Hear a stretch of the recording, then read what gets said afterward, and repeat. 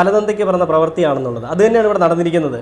ആ ഒരു വാഹനം ഇറക്കാനായിട്ട് അതിനുള്ള ഒരു വൈദഗ്ധ്യമുള്ള ഒരാളെ കൊണ്ട് ഇറക്കേണ്ടതിന് പകരം ഈ ചുമട്ട് തൊഴിലാളിയെ പിടിച്ച് ഈ സാധനം ഇറക്കിച്ചതിൽ എന്ത് വാല്യൂ ആണുള്ളത്? എനിക്ക് തോന്നുന്നു വേറൊന്നുമല്ല, ഈ വാഹനം വന്ന സമയത്ത് തന്നെ ഇവന്മാർ ഈ പറയുന്ന ഷോറൂം ജീവനക്കാരുമായിട്ട് ചിലപ്പോൾ വഴക്കുണ്ടായിരിക്കണം.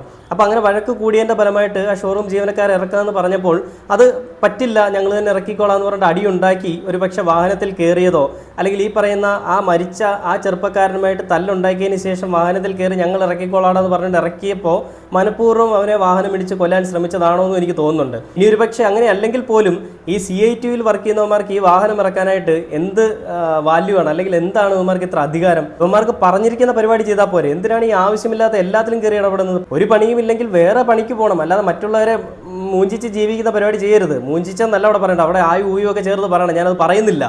അങ്ങനെയുള്ള പരിപാടി ചെയ്യുന്നവന്മാരെ വിലങ്ങിടാൻ, അല്ലെങ്കിൽ ഇവന്മാർക്ക് ഒരു തടയിട ഇടാൻ സാധിച്ചില്ലെങ്കിൽ ഇനിയും ഇതുപോലത്തെ